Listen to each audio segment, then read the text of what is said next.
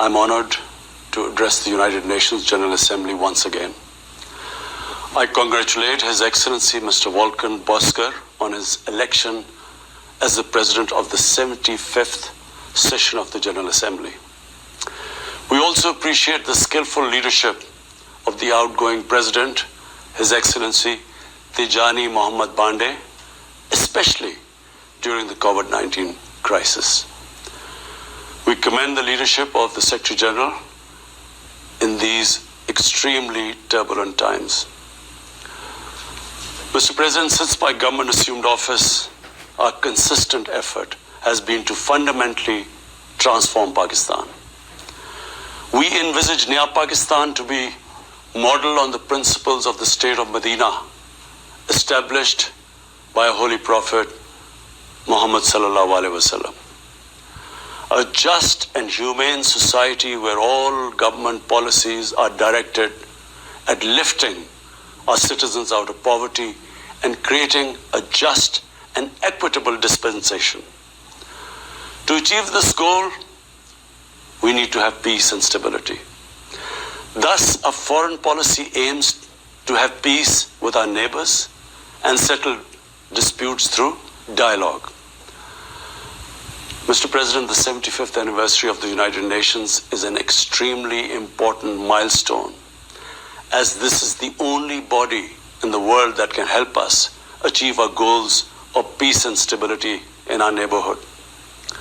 This is also time for us to reflect whether, as the United Nations, we have been able to realize the promise we collectively made to our peoples. Today, the foundations of the world order, non-use of or threat of unilateral force, self-determination of peoples, the sovereign equality and territorial integrity of states, non-interference in their internal affairs, international cooperation. All these ideals are being systematically eroded. International agreements are being flouted and set aside. Renewed great power rivalries are leading to a new arms race. Conflicts are proliferating and intensifying. Military occupation, illegal annexations are suppressing the rights of human beings to self-determination. According to the respected professor Noam Chomsky, mankind is at even a greater risk than it was before the First and Second World Wars in the last century. And this is because of the threat, increased threat of nuclear war, climate change, and sadly the rise of authoritarian regimes. We must come together to prevent such a catastrophe. We believe that the driving force in international relation must be cooperation in accordance with the principles of international law and not confrontation and force. We all must emphatically reaffirm our support for multilateralism. Mr. President, the COVID-19 pandemic has illustrated the oneness of humanity. In our interconnected world, no one is safe unless everyone is safe. Locking down to control the pandemic has triggered the worst recession since the Great Recession in the last century. This has hit the poorest countries the hardest, as well as the poor in all the countries. In Pakistan, we realized very early on that if we imposed a strict lockdown, the type that several affluent countries had imposed, we would have more people dying of hunger than the virus. Therefore, we adopted a policy of smart lockdown. While concentrating on the hotspots, the virus hotspots, we opened up our agriculture sector immediately and then followed it up by the construction sector, which employed most of the people. At the same time, and this is despite financial constraints, my government deployed $8 billion, unprecedented amount, for our health services. plus support the poorest and most vulnerable households with direct cash payments through SR's program. And then subsidies to the small businesses. Even though our smart lockdown was heavily criticized in the beginning, but thanks to the Almighty Allah's grace, we have not only managed to control the virus, stabilize our economy, but most importantly, we have been able to protect the poorest segment of the society from the worst fallout of the lockdown. Today, Pakistan's response is cited among the success stories in controlling and responding to the pandemic. However, we are still not out of the woods, like no country is out of the woods today.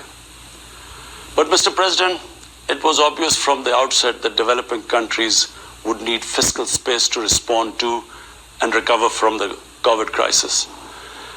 Debt relief is one of the best ways to create that fiscal space for developing countries. Therefore, in early April, I called for a global initiative on debt relief. We appreciate the G20's official debt suspension initiative and the emergency and rapid financing offered by the IMF, World Bank, Asian Development Bank, and UN agencies. This, however, is not going to be enough. The IMF has estimated that developing countries will need over $2.5 trillion to respond and recover from the crisis. The official debt suspension will need to be extended and expanded. Additional debt relief measures will also be needed. Development banks should ensure adequate financial inflows. Rich countries have generated over $10 trillion to finance their own response and recovery.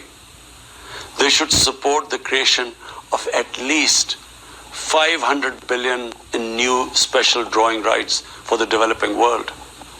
Mr. President, in my address to the General Assembly last year, I had highlighted the tremendous damage that illicit financial flows from developing countries to rich countries and to offshore tax havens cause. This leads to the impoverishment of the developing nations.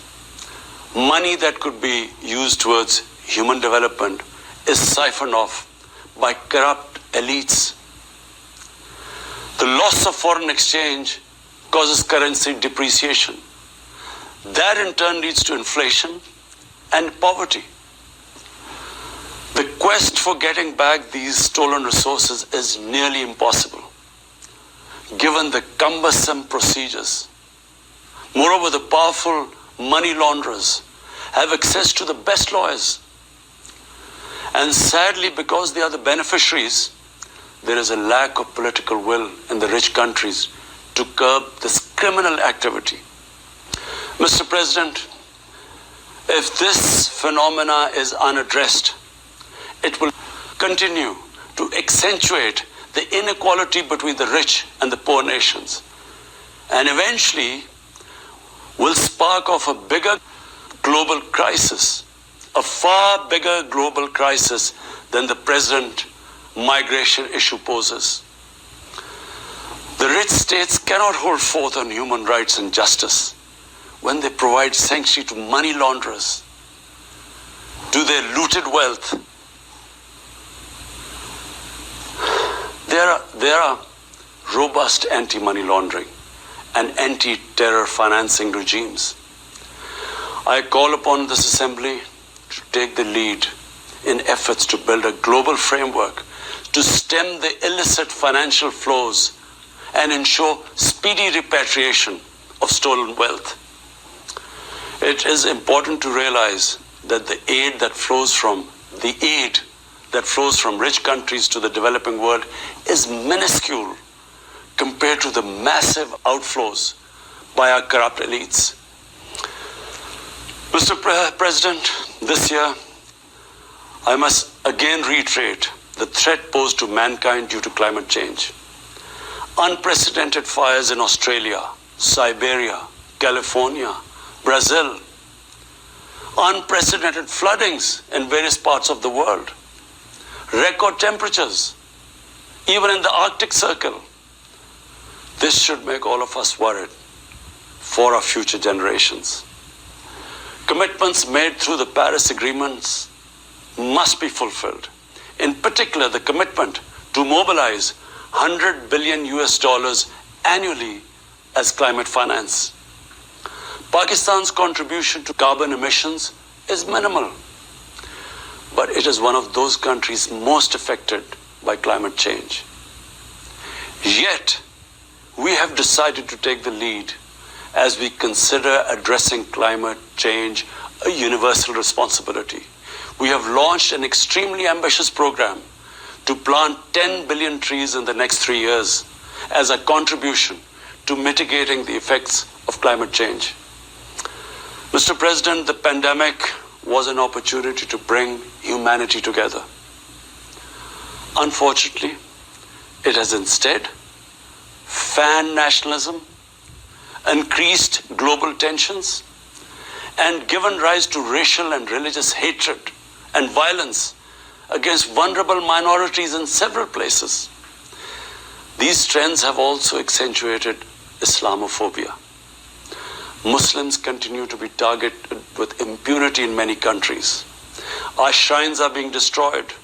Our Prophet Muhammad sallallahu alaihi wasallam insulted. The Holy Quran burnt. And all this in the name of freedom of speech. Incidents in Europe, including republication of blasphemous sketches by Charlie Hebdo, are recent examples. We stress that willful provocations and incitement to hate and violence must be universally outlawed. This assembly should declare an international day to combat Islamophobia and build a coalition to fight the scourge that splits humanity. Mr. President, the one country in the world today where I'm sad to say the state sponsors Islamophobia, and that is India. The reason behind this is the RSS ideology that unfortunately rules India today. This extremist ideology was founded in the 1920s.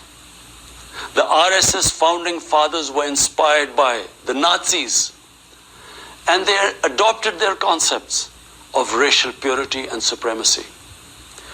While the Nazis' hate was directed at the Jews, the RSS directs it towards the Muslims and to a lesser extent, the Christians. They believe that India is exclusively for Hindus and others are not equal citizens. The secularism of Gandhi and Nehru has been replaced by the dream of creating a Hindu Rashtra by subjugating, even cleansing India's 200 million Muslims and other minorities. In 1992, the RS destroyed the Babri Masjid. In 2002, some 2,000 Muslims were slaughtered in Gujarat, and this was under the watch of Chief Minister Modi. In 2007, over 50 Muslims were burnt alive by RSS arsonists aboard the Samjhauta Express train. In Assam, around 2 million Muslims face the prospects of being arbitrarily stripped of their nationality through the adoption of discriminatory laws. There are reports of large concentration camps being filled by Muslim Indian citizens.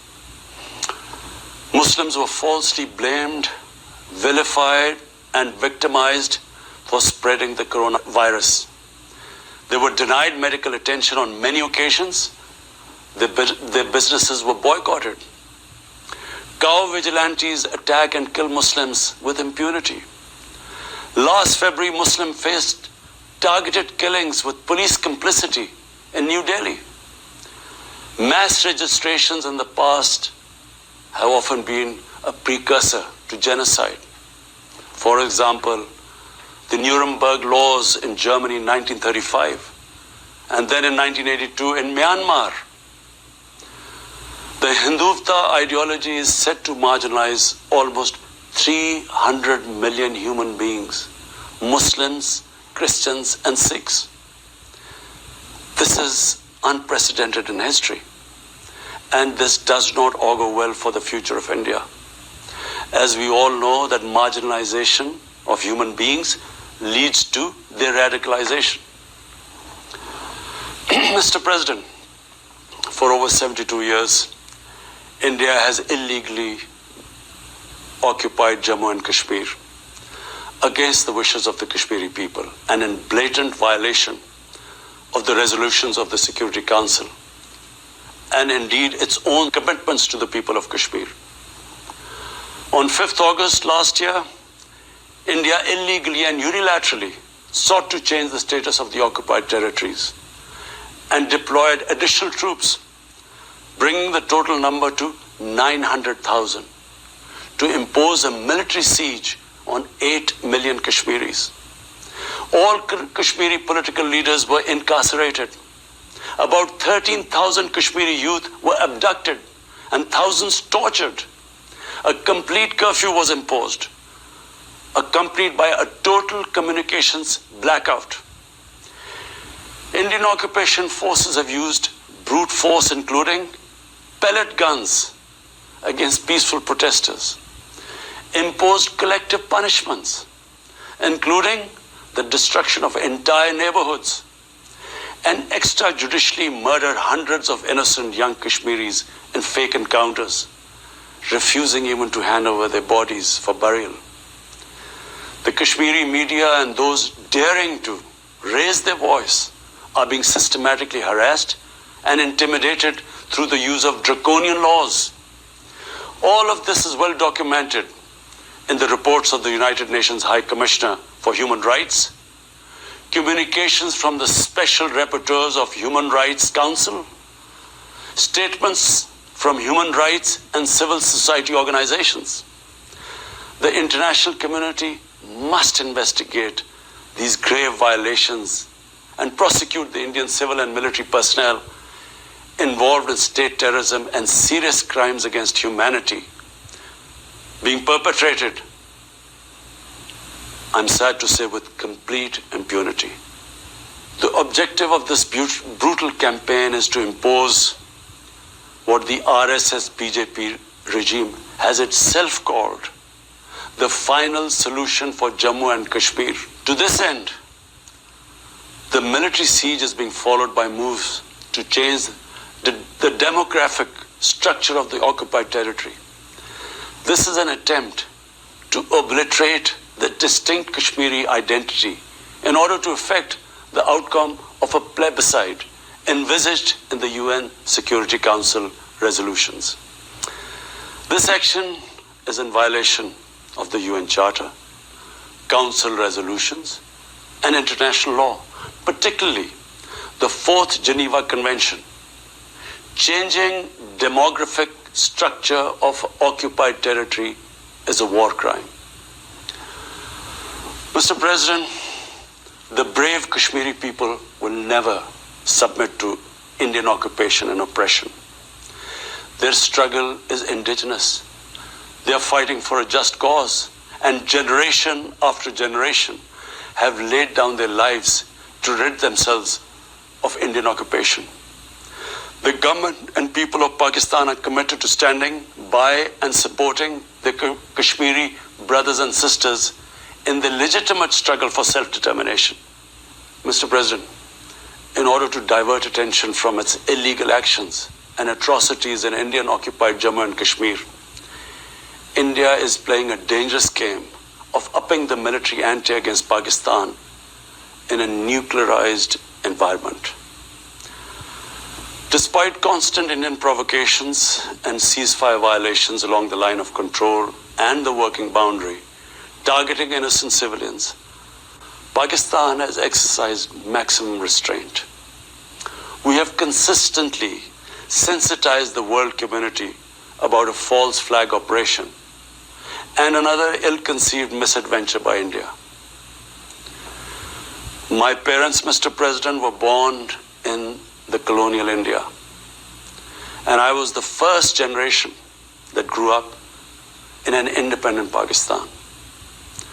I want to make it clear that any attempt by the fascist totalitarian RSS-led Indian government to aggress against Pakistan will be met by a nation that will fight for its freedom to the end. Mr. President, there will be no durable peace and stability in South Asia until the Jammu and Kashmir dispute is resolved on the basis of international legitimacy. Kashmir has been rightly described as a nuclear flashpoint. The Security Council must prevent a disaster conflict and secure the implementation of its own resolutions, as it did in the case of East Timor. The Council has considered the situation in Jammu and Kashmir 3 times in the past year. It must take appropriate enforcement actions. It must also take steps to protect the Kashmiris from an impending genocide by India. Pakistan has always called for a peaceful solution. To this end, India must ascend. To reach this end, India must ascend the measures it has instituted since 5th August 2019, end its military siege and other gross human rights violation, and agree to resolve the Jammu and Kashmir dispute in accordance with the relevant UN Security Council resolutions, and of course, the wishes of the people of Kashmir. Mr. President, Pakistan's desire for peace in our region is also manifest in our efforts to promote a political solution in Afghanistan. I have consistently maintained over the past 2 decades that there is no military solution to the conflict in Afghanistan. The only way forward was and is a political settlement, which involves the full spectrum of Afghanistan's political actors. Pakistan fully facilitated the process that culminated in the US-Taliban peace agreement on 29 February 2020.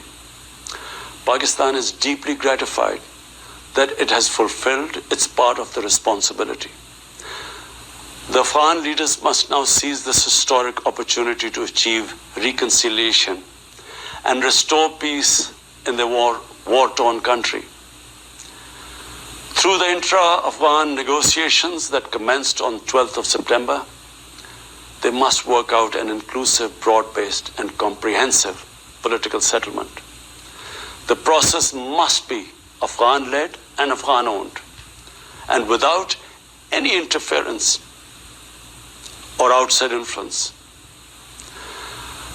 Early return of Afghan refugees must be part of this political solution.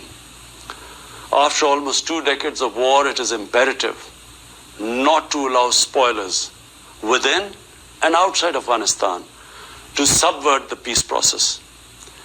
Peace and stability in Afghanistan will open new opportunities for development and regional connectivity. Mr. President, Palestine remains a festering wound. A just and lasting settlement is indispensable for the Middle East and actually the world.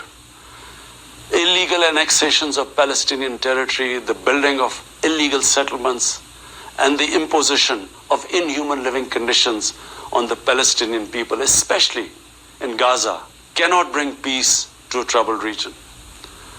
Pakistan continues to support a 2-state solution in line with the UN General Assembly and Security Council resolutions within the international agreed parameters, and they are pre-1967 borders and Al-Quds, Al-Sharif as the capital of a united, contiguous and independent Palestinian state. Mr. President, the United Nations remains the best legitimate avenue for collective action in managing international conflicts, fostering peace and security, promoting equitable development and addressing global problems. I urge the Secretary General to take the lead in preventing global conflicts. He should convene summit-level meetings to address regional hotspots and resolve outstanding disputes.